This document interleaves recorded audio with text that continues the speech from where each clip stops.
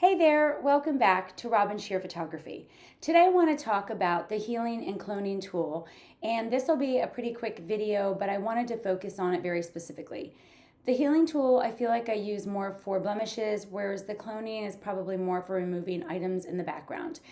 So with that, let's take a look at this particular image and I will show you the difference. So let's go ahead and get my white balance set here. I'm going to choose something kind of gray. It's a little bit too warm, too dark. Again, when you're correcting white balance, you can use the whites of the eyes or teeth. I'm going to use this little area. And so you can see what I adjusted. It kind of was on the spot. So if you do the backslash, so you can see before and after, it just gives it a little pop. So let's get into the healing tool. If I zoom in, I'm at 100%, you can see that here. And I use the healing tool. This is the healing, this is the cloning. So if I use the healing tool, this is the feather. So let me do it on the green here so you can see. When I watch that inner circle, when I feather it to 100%, what is going to be affected when you use the healing is right inside that little circle with the plus. So that's what's going to be affected. And I'll give you an example. And again, use the sliders to go to the extremes so you can really see the difference of what's happening. So if I go to the extremes here, and let's say I want to get rid of this little piece of hair. So I'm going to put the healing tool there.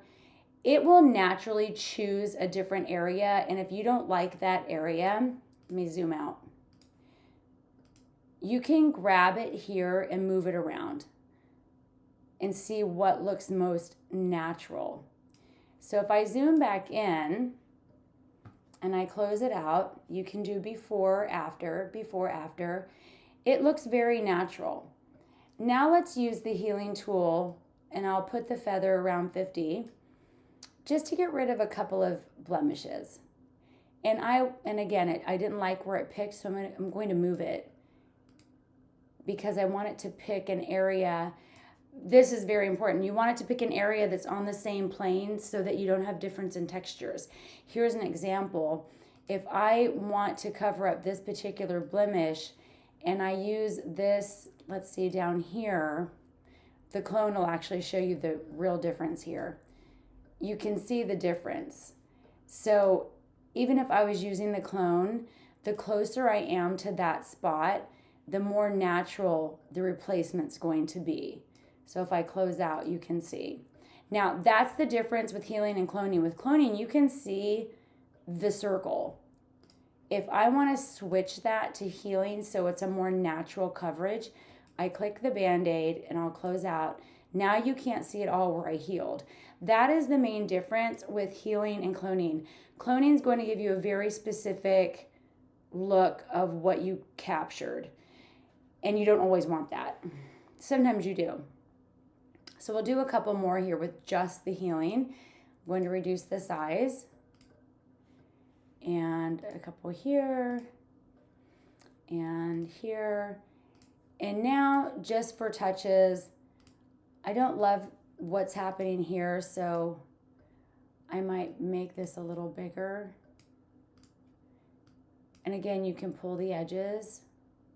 That's another pro tip. You can just pull the edges to make it bigger or smaller. So that is one way. You can do it here. If you have a Mac and you're on the mouse, you can rub the mouse up or down and it will make the circle bigger or smaller. So that's just something you should know. So I will go ahead and grab my face brush and do a quick smoothing. And this is a very gentle smoothing. And again, I've mentioned it in other videos. I'm going to grab that little spot. I don't love that. It's too big. And I didn't love where it chose. So I'm going to grab the edge. For some reason, it's not letting me grab the edge, so I'll make it smaller here.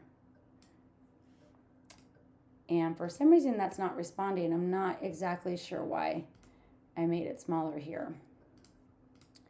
Again, I will do the backslash and just check my befores after. So you can see we need a little bit of work here. I'm still going to use the healing because it's skin and I just want it to look very gentle and natural. And let's see. And here. And let's zoom out and take a look. Can see a couple things here. But in this regard, I'll go ahead and take out what I think needs to be taken out with the healing. And then I'll definitely use my skin brush on her arm and just give her a more gentle, smooth look. She has had a bathing suit on, you can see there. If I wanted to, I could take this into Photoshop and fix that. But for this, I'm not going to, just for the healing and cloning. I will tell you now, a lot of times I'll use the cloning for the hair. It does a better job of getting close to, let's say, her head and the rest of her hair and not grabbing the color of her hair. And I will show you what I mean. So here's the cloning.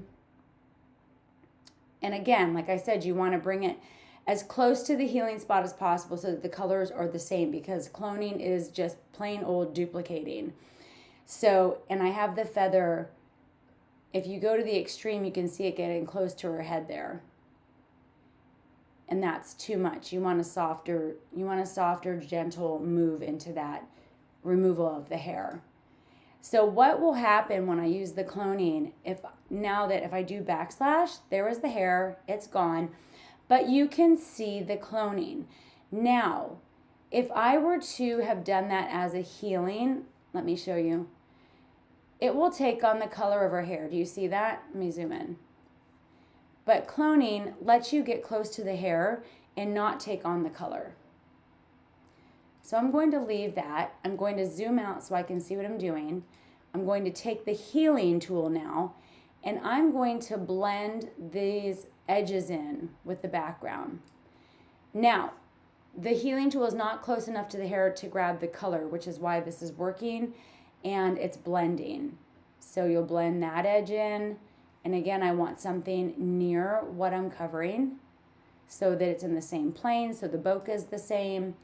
And that particular, I think because the feathering is not gentle enough. So before, after, you can kind of see this dark spot in the after, but it matches up to these. So I think that's fine.